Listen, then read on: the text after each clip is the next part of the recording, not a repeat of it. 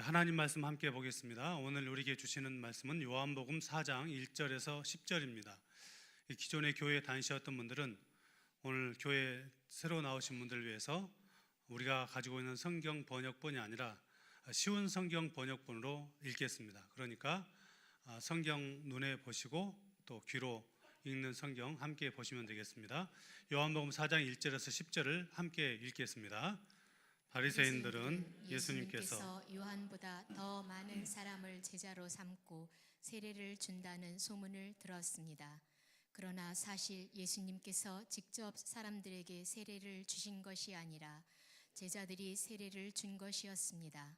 예수님께서는 바리새인들이 자기에 대하여 이야기하고 있다는 것을 아시고 유대를 떠나 다시 갈릴리로 가셨습니다. 갈릴리로 가려면 사마리아 지방을 거쳐 가야만 했습니다.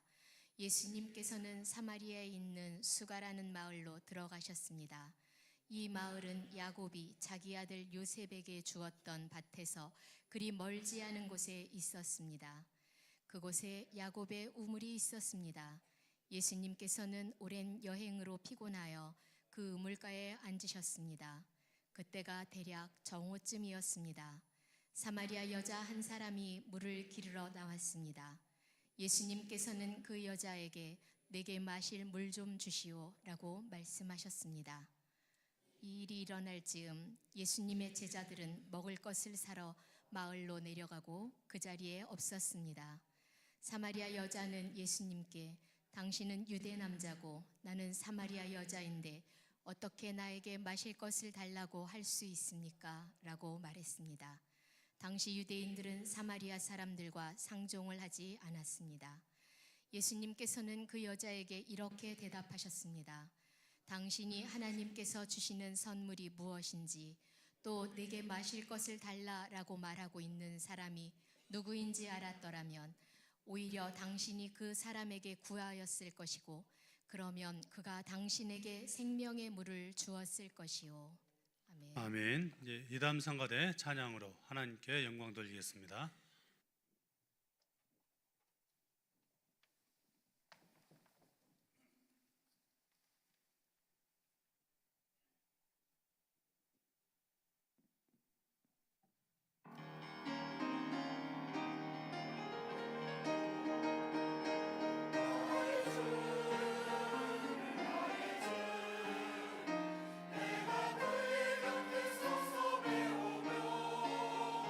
너의 주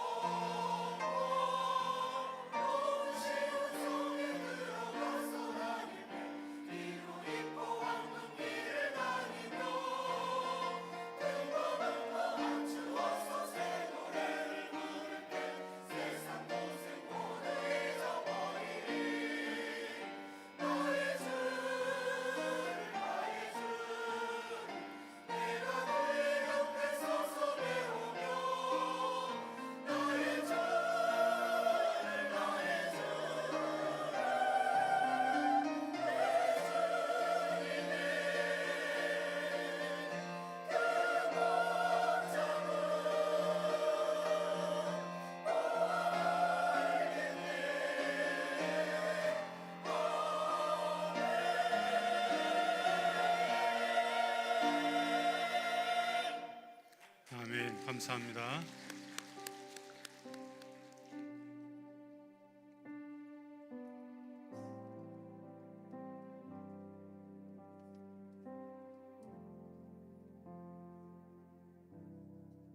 오늘 새로 나오신 분 중에 등록하신 분들이 계십니다. 심금순 권사님께서 인도하신 송정덕님, 혹시 불편하지 않으면 자리에서 잠깐 일어나 주시겠습니까?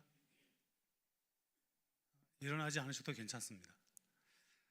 그리고 김명자 권사님과 박미영 안선자, 김영숙 집사님이 인도하신 붕어빵 전도팀 인도하신 것 같네요. 박금자님 오셨습니까? 자리에서 잠깐 일어나주세요. 네. 네, 감사합니다. 그리고 여기도 붕어빵 전도팀인 것 같은데 이춘자님 오셨습니까? 네, 감사합니다. 네, 박수로 환영하겠습니다. 네, 그 외에 오늘 이렇게 많이 나오신 분들 계시는데 희망 129리 이장님들도 오셨고 또 저랑 같이 운동하시는 회장님도 오시고 그 태화 청년하고 친구도 오셨나요? 하여튼 뭐 여러 분 오신 것 같습니다. 너무 감사드립니다. 기도하시겠습니다. 하나님 아버지 고맙습니다. 오늘 우리에게 귀한 날을 주시고 또 무엇보다 아직 주님을 또 교회를 잘 알지 못하는 분들을 함께 모시고 예배드릴 수 있도록 은혜 주셔서 감사합니다. 이날에 이렇게 이름을 기록한 분들 또 이름을 기록하지 않았지만 함께 예배드린 분들에게 날마다 은혜를 부어주시고 또 인생길 살아가는 동안 하나님께서 좋은 것들로 채우시는 그 복을 부어주시기를 간절히 원합니다. 오늘도 우리 아버지 앞에 나오면서 예물 드린 손길들이 있습니다. 하나님께서 이 예물을 기쁘게 받아주시고 하나님의 나라와 영광스러운 복음을 위하여 아름답게 사용하여 주시옵소서. 하나님 또한 이 땅에 힘들고 어렵고 소외된 자들에게 주님의 사랑을 증거할 수 있도록 또 교회가 그곳에 마음을 쓸 수 있도록 은혜를 더하여 주시옵소서. 오늘도 예배 가운데를 불러주심을 감사하고 말씀을 듣겠사오니 성령 하나님께서 우리 가운데 풍성한 은혜를 베풀어 주시고 말씀을 통해 주님 만나고 인생의 변화가 있는 복된 시간 될 수 있도록 도와주시옵소서. 예수님의 이름으로 기도하옵나이다. 아멘. 네, 이제 기존에 우리 설교를 많이 들으셨던 분들은 제가 하는 게 이제 설교라고 알고 계시겠지만 설교를 잘 모르시는 분들은 그냥 좀 어렵게 듣지 마시고 제가 오늘 제일 쉽게 편하게 설교를 좀 해볼 테니까 잘 들어보시고 또 말씀을 들으면서 우리 안에 하나님께서 주시는 그런 기쁨이 넘쳐났으면 좋겠습니다. 여러분 혹시 로또 사보셨습니까? 로또 사면서 내가 이거 사가지고 그냥 국가에다가 헌납해야겠다라고 하는 마음으로 사신 분들은 한 분도 없을 것입니다. 안 되면 그냥 헌납하는 것이고 되면 좋겠다 이런 마음으로 샀겠죠. 사람들은 누구나 한 번쯤 인생의 로또를 꿈꾸는 것 같습니다. 그런데 참 쉽지 않죠. 그런 일들이 잘 일어나지 않습니다. 어떤 한 청년이 제가 오늘 이렇게 설교를 시작하기 전에 여러분이 이미 아셨을 만한 그런 예화를 하나 들려드리는데 들으셨던 분들 들었던 내용일지라도 마치 처음 듣는 것처럼 반응을 해주셔야 제가 자신감을 가지고 다음에 또 이런 예화를 들 수 있습니다. 장가를 늦게까지 가지 못했던 그 노총각이 열심히 인생을 살아가다가 내 인생은 왜 이렇게 힘들고 어려울까, 왜 남들처럼 평탄한 삶을 살지 못할까라고 하는 그 불만 아닌 불만을 가지고 살아가다가 어느 날 알라딘의 램프를 주었습니다. 여러분 알라딘의 램프 아시죠? 램프를 문지르면 거기에서 펑 하고 누가? 지니가 나타납니다. 휴대폰에 지니가 갑자기 대답할 수 있는데 지니가 나타나서 주인님 이러면서 이제 소원을 듣게 하죠. 근데 보니까 이 청년이 어느 날 정말 그 램프를 주었는데 가만 보니까 알라딘의 램프인 거예요. 이미 그 동화를 통해서 알라딘의 램프에 대한 것을 알고 있었던 이 청년은 이게 사실인가요? 램프를 문질렀습니다. 그런데 정말로 펑 하는 소리와 함께 지니가 나타났습니다. 나타나서 이렇게 말하는 것입니다. 주인님, 저를 이 답답한 이곳에서 꺼내 주셔서 감사합니다. 아시다시피 저는 주인님의 소원을 3가지 들어드릴 수 있는데 3가지 소원을 말씀하시면 제가 들어드리겠습니다 라고 말하니까 이 청년이 이렇게 소원을 말했습니다. 저에게 지금 필요한 것은 돈과 여자와 결혼입니다. 그랬더니 이 진이가 알았습니다 주인님, 제가 꼭 그것을 들어드리겠습니다 라고 펑 하고 소리가 나고 이 청년이 정신을 차리고 보니까 돈 여자랑 결혼하고 있었답니다. 집에 가서 웃으셔야 돼요.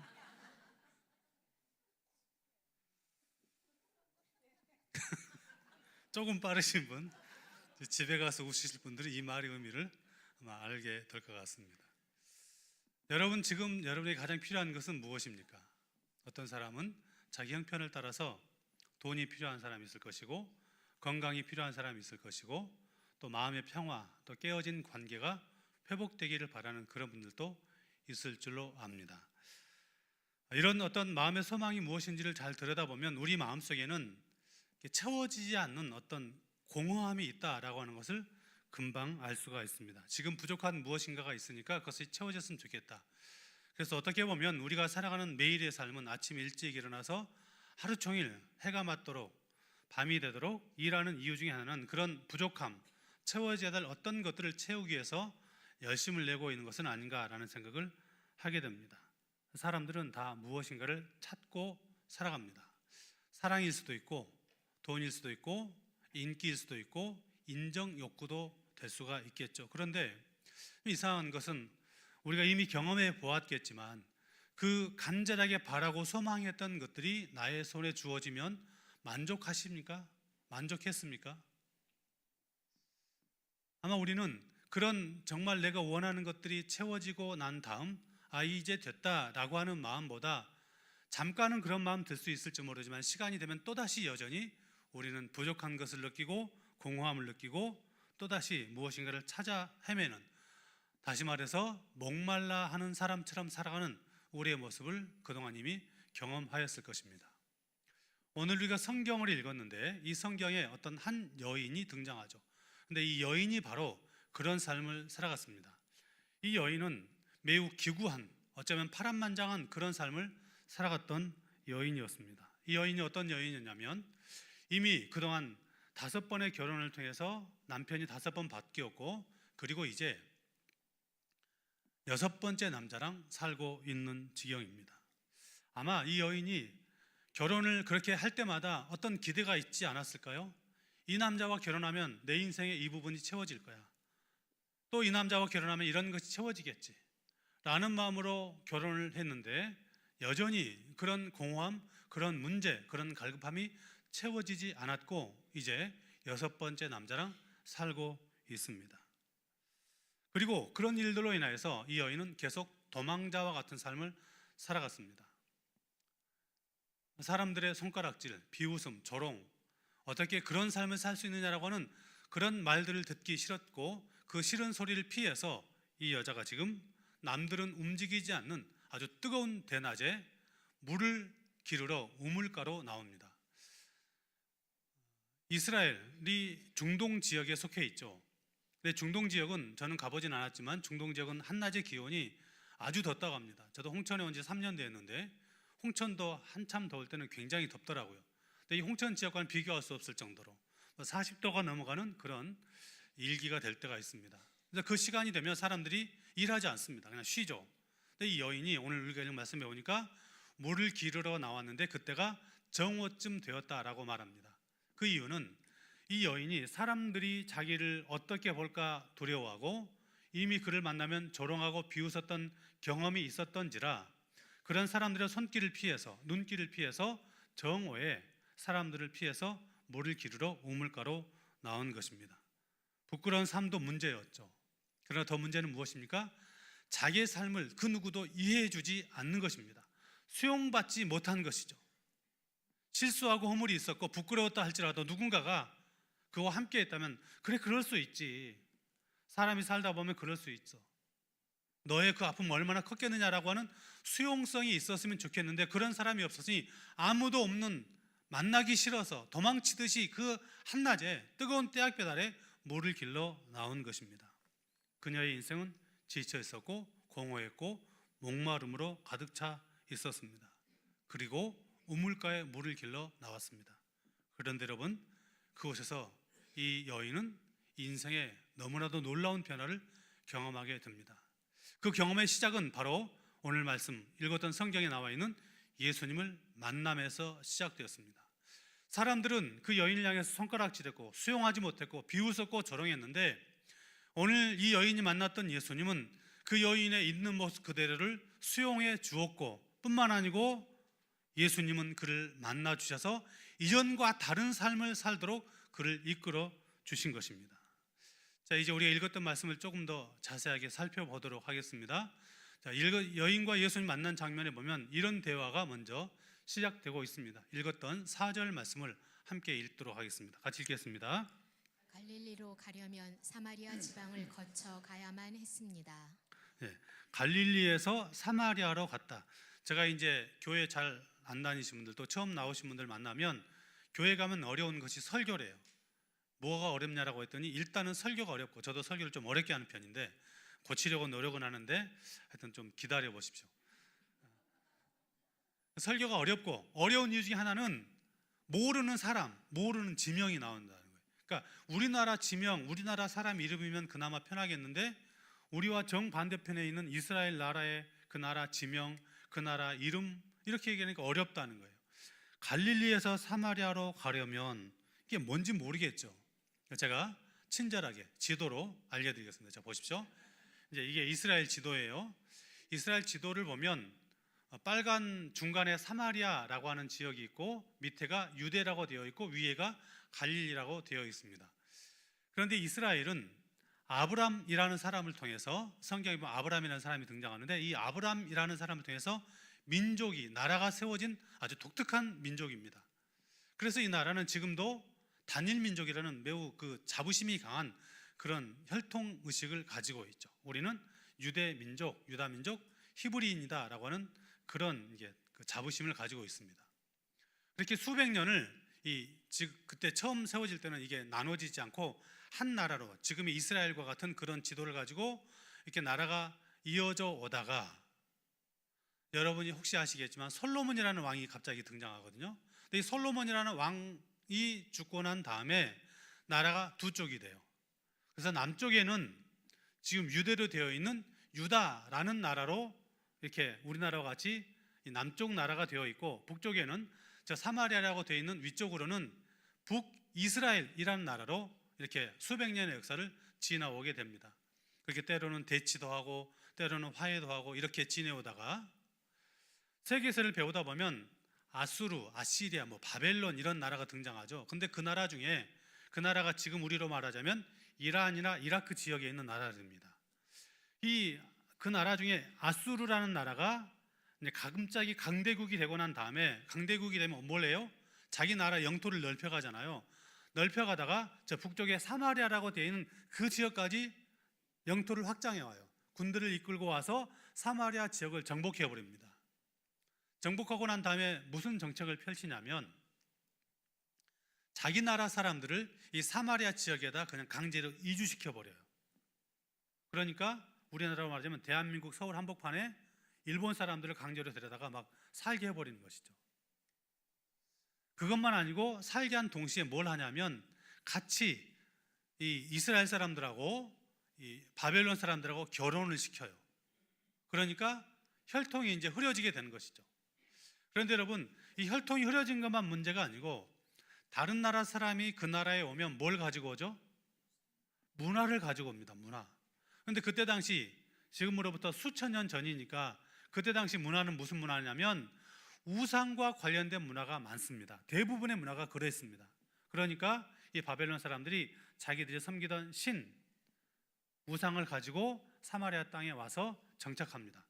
혈통도 혼합되었고 종교도 이상해졌고, 그러니까 유대 사람들이 뭐라고 생각하냐면, 이 사마리아는 이미 우리와 다른 민족이다 라는 생각을 가지고 있었습니다. 근데 그런 중에 북쪽에 갈릴리라고 쓰여진 그 지역은 좀 독특했어요. 그래서 남쪽도 유대였지만 북쪽의 갈릴리 지역도 여전히 혈통적으로나 문화적으로는 유대와 한 어떤 그 동질성을 가지고 있었습니다. 그래서 그러니까 유대에서 갈릴리로 가겠다라고 하는 표현은 저 유대 땅에서 갈릴리로 올라가겠다 그런 말이에요. 그런데 우리가 읽었던 말씀에 보면 예수님이 그곳을 지나갔다 이런 표현이 나오거든요. 이게 무슨 말이냐면 유대에서 갈릴리로 가려면 일반적으로 어떻게 가면 될까요? 직선으로 올라가면 되겠죠. 그런데 사마리아 지역은 이방 민족, 사마리아 지역은 유대인들이 상종하지 않는 지역이니까 어떻게 되냐면 이 유대 지역에서 베레아라고 쓰여진 데 있죠.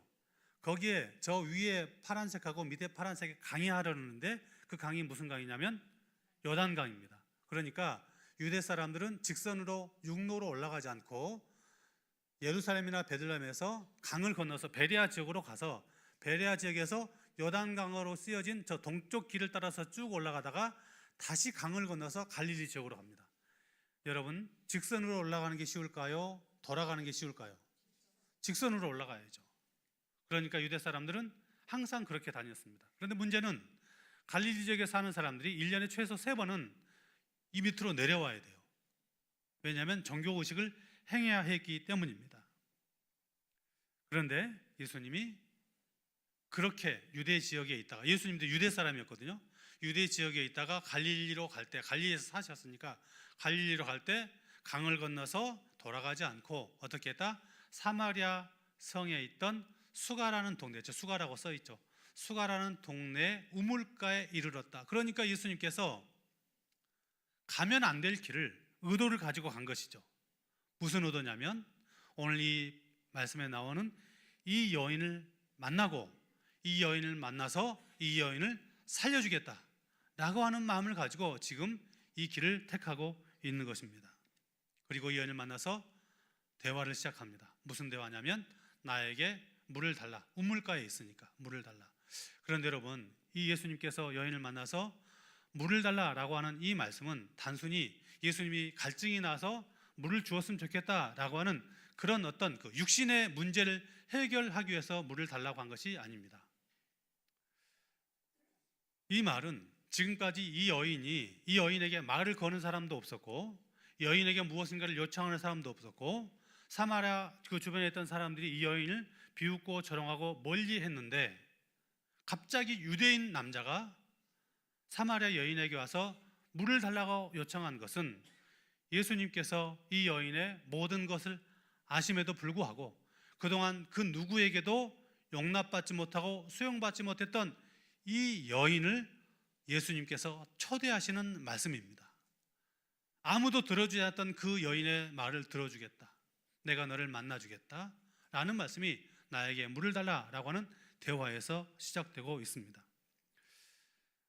교회에 나오지 않는 분들의 특징 중에 하나는 이게 정확한 진단인지는 모르겠지만 제가 볼 때 굉장히 양심적인 분들이 많습니다. 무슨 말이냐면 교회 안 다니는 분들도 교회 가면 교회 다니는 사람들이 뭘 하는지 알아요. 뭘 하죠? 기도를 합니다. 기도하면 무슨 기도를 하죠? 하나님 이것 주십시오. 저거 주십시오. 가만 교회 안 다니는 사람들이 보니까 아니 하나님 예수님 그분 짐이 얼마나 무거울까. 교회 다니는 사람들이 수백만이, 우리나라 사람만 해도 수백만이 되는데 교회 지금 나가는 사람들도 하나님한테 뭐 달라고 하는 그 짐 지기 힘들 텐데 나는 그러지 말아야지. 이런 마음도 좀 있는 것 같습니다. 그런데 여러분, 예수님은 그런 어떤 판단으로 어떤 기준으로 그렇게 해서 우리를 받으시는 분이 아니라 우리를 있는 모습 그대로, 오늘 이 여인을 예수님께서 있는 모습 그대로 만나주신 것처럼 우리를 받아주신다는 사실을 기억하시기 바랍니다. 어떤 의미에서는요, 예수님은 교회에 익숙한 저 같은 사람보다 교회 잘 모르고 어쩌면 교회를 잘 안 다니는 그런 분들에게 더 지대한 관심을 갖고 있다는 것을 아십니까?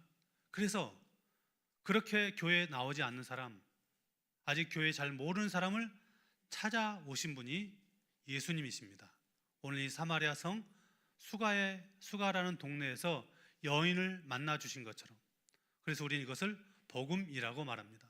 복음이 무엇이냐면 나는 예수님과 상관없는 삶을 살아가는데 나는 교회에 별로 관심이 없는데 나는 좀 부끄럽기도 하고 과거의 내 삶이 너무 별거 아닌데 그런 나를 찾아오신 사건을 하나님께서 찾아오신 사건을 복음이라고 말하는 것입니다.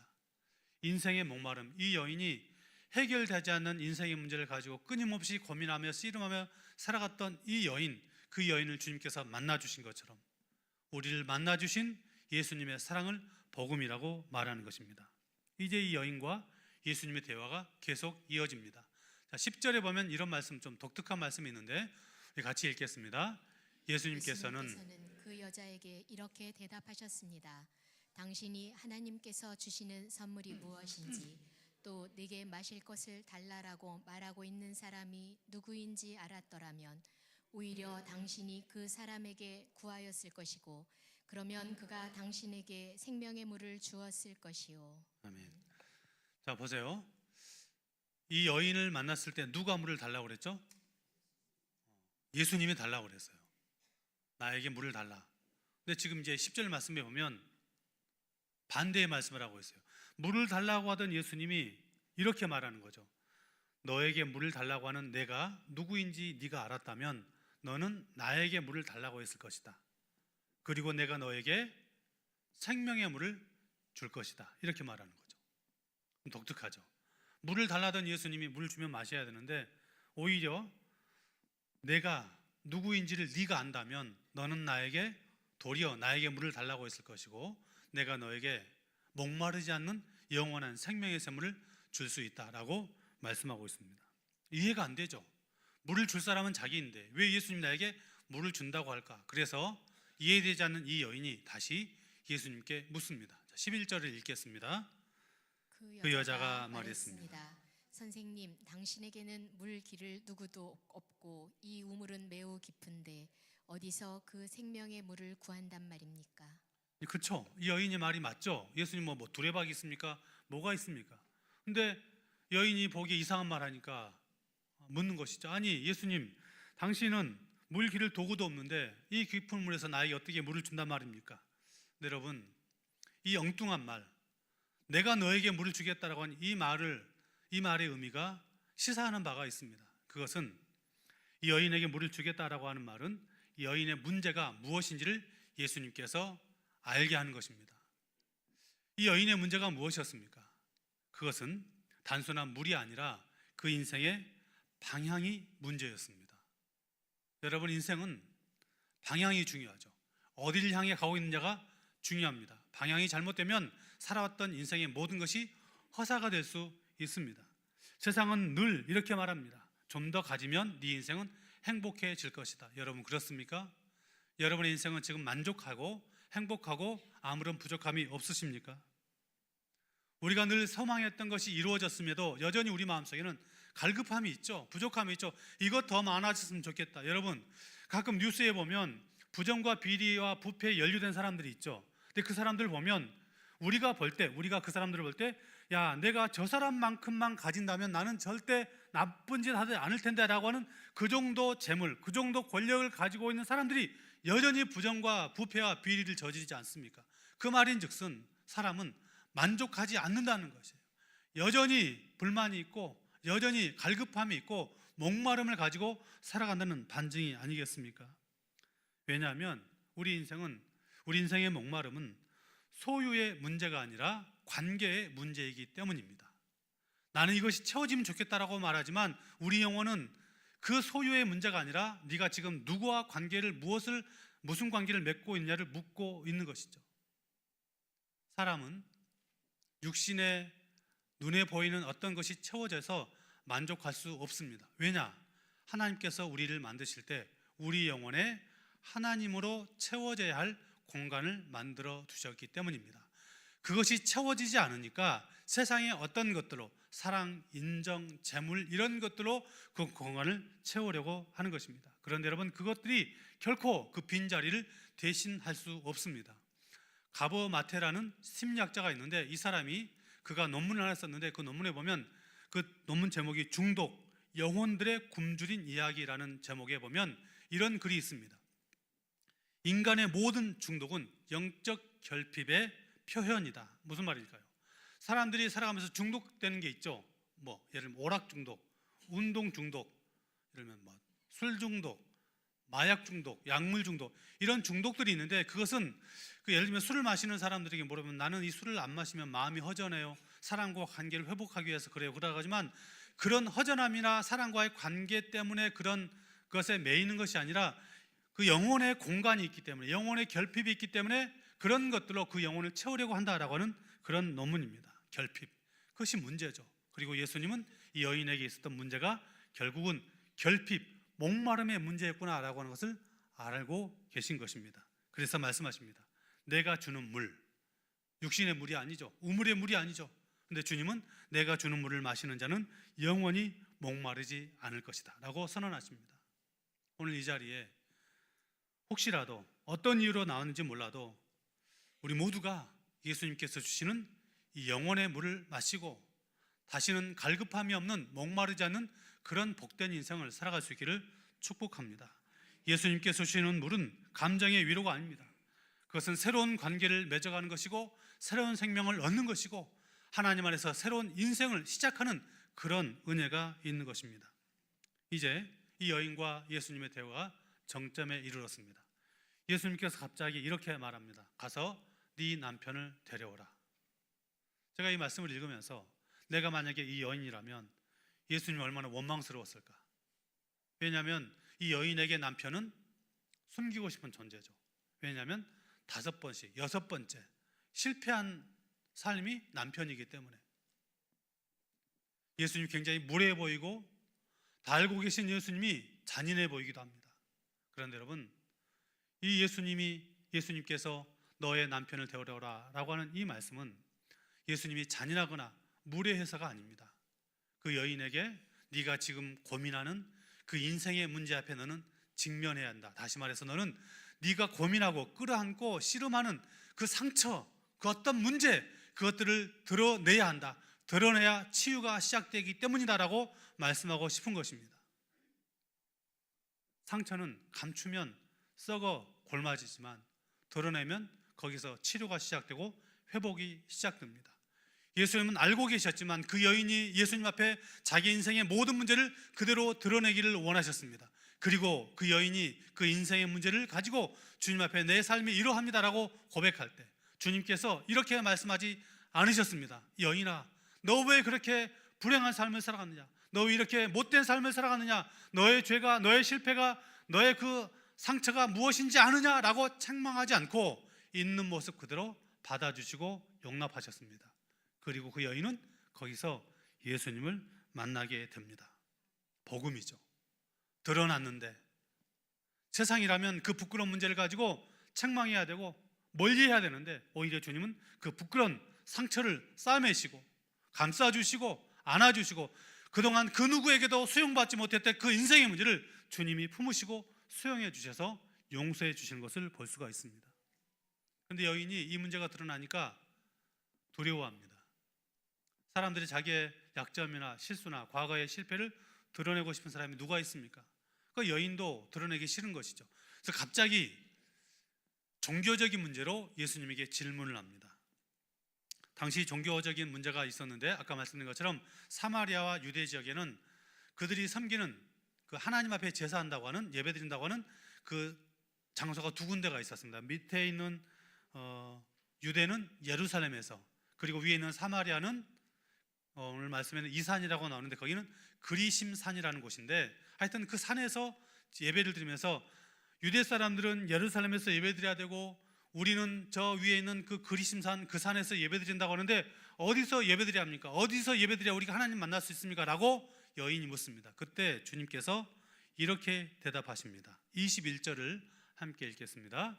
예수님께서 이렇게 말씀하셨습니다. 여인이여, 나를 믿으시오. 이 산에서도 아니고 예루살렘에서도 아닌 당신네들이 아버지께 예배할 때가 올 것이요. 아멘. 사람들의 관심은, 이 여인도 예루살렘 사람들도 사마리아 사람들도 어디서 우리가 예배를 드려야 하나님을 만날 것인가 라고 하는 것에 관심을 갖고 계셨는데, 예수님은 21절 이후에 쭉 말씀을 보면 이런 말씀을 하십니다. 너희가 나를 만나기 위해서 어떤 장소를 찾고 어떤 정성을 다해서 나를 만나는 것이 아니라 내가 너를 만날 것이다, 이렇게 말씀하십니다. 여러분, 오늘 주님께서 이 연을 만나 주신 것처럼 이 자리에 나와 있는 모든 분들에게도 예수님께서 만나 주시는 그런 은혜가 있기를 바랍니다. 영혼의 구원자이시고 우리 인생의 구원자이신 예수님, 이 예수님을 만나고 나니까 여인의 삶이 변하는 것입니다. 어떻게 변할까요? 28절부터 30절 말씀을 함께 읽도록 하겠습니다.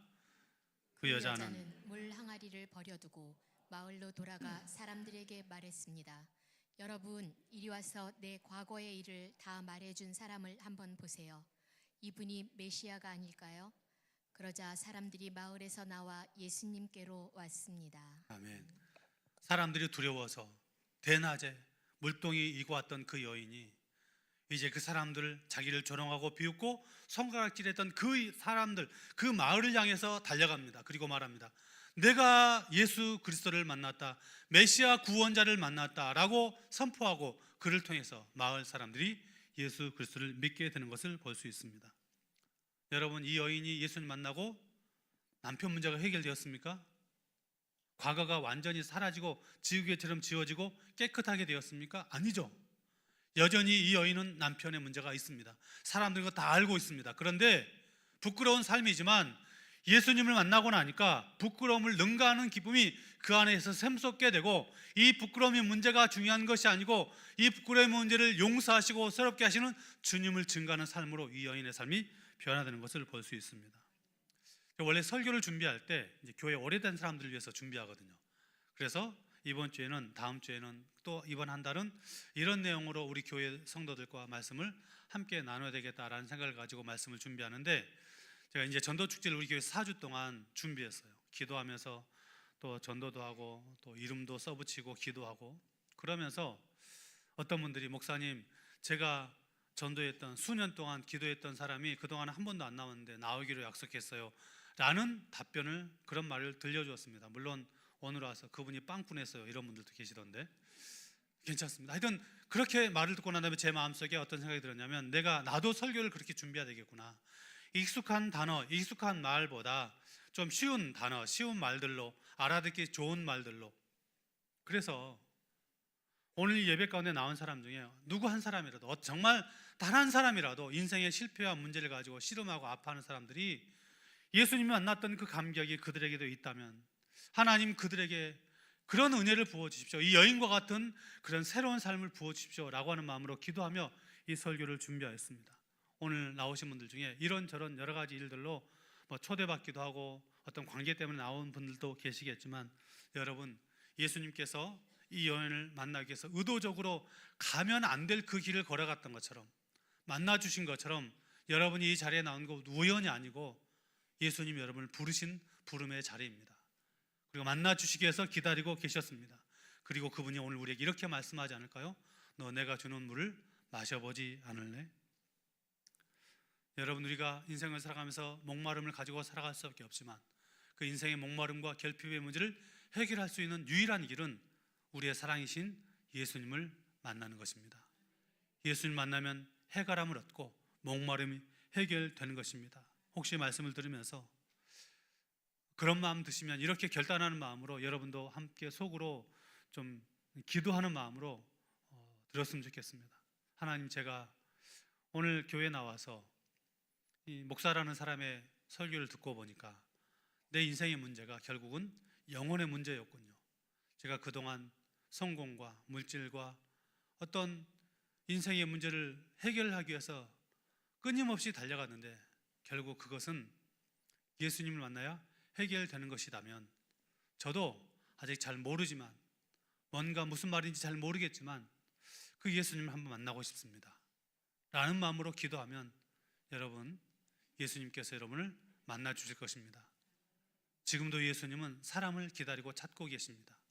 찾으시는 주님의 그 사랑의 손길이 오늘 예배드리는 우리 모두 가운데 있기를, 그래서 여러분의 인생이 새로운 반전이 있기를, 이전보다 앞으로가 더 복된 인생이 되기를 주님의 이름으로 축복합니다. 기도하시겠습니다. 하나님 아버지, 오늘 우리가 성경에 나오는 말씀을 들었습니다. 말씀을 듣다 보니까 부끄러운 삶을 살아갔던 여인도 변화되었는데 나도 변화된 삶을 살고 싶습니다라는 마음을 우리 안에 심어주시니 감사합니다. 혹시 아직 이런 마음이 들지 않았더라도 뭔가 궁금한 분들이 계시다면 그들의 마음을 움직여 주시고 오늘 하루도 끝나지 않고 앞으로도 자주 교회에 나와 말씀을 듣고 그래서 그 영혼 가운데 찾아오시는 주님의 은혜가 경험되게 하여 주시옵소서. 교회에 나오는 것이 영혼과 인생을 바꾸는 위대한 축복의 시간임을 알게 하시고 그 안에서 기쁨과 감사의 삶을 살아갈 수 있도록 은혜를 더하여 주시옵소서. 예수님의 이름으로 기도하옵나이다. 아멘. 우리 찬양단들 앞으로 나와주시고요. 오늘 이렇게 축복하는 시간을 좀 갖도록 하겠습니다. 찬양단 앞으로 나와주시고요. 아까 이름 불러서 일어섰던 분들도 괜찮고 오늘 교회 혹시 처음 나오신 분들 아니면 한 달 어간새 우리 교회에 처음 나오신 분들을 그리고 오늘 방문자들과 함께 나오신 분들 혹시 일어나 주실 수 있을까요? 여러분들에게 이렇게 축복하며 노래하는 시간 갖겠습니다. 네, 일어나 주시고요. 나중에 조금 이따 다 일어날 거니까요. 지금 일어나는 게 좋습니다. 자, 우리 함께 손을 내밀어서 당신은 사랑받기 위해 태어난 사람 이 찬양하는데 이렇게 태초부터 할 때는 다 일어날게요. 처음에 당신은 사랑받기 위해 제가 사인을 줄게요. 근데 지금은 일어난 분들을 향해서 손을 내밀어서 당신은 사랑받기 위해 함께 찬양하겠습니다.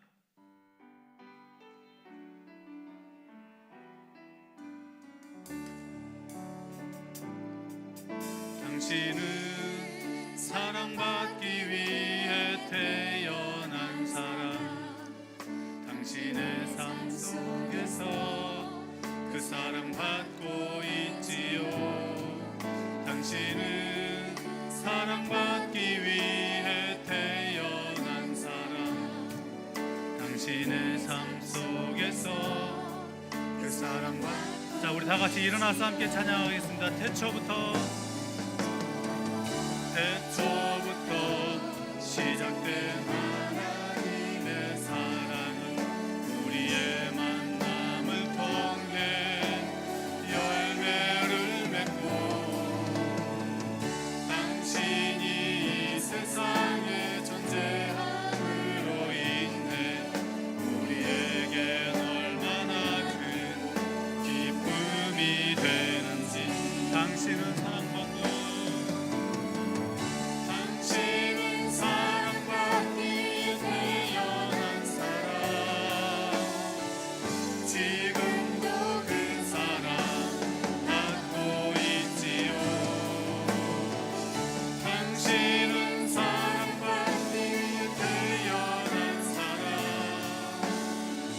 지금도 그 사랑 받고 있지요. 네, 하나님의 영광의 박수 돌려드리겠습니다.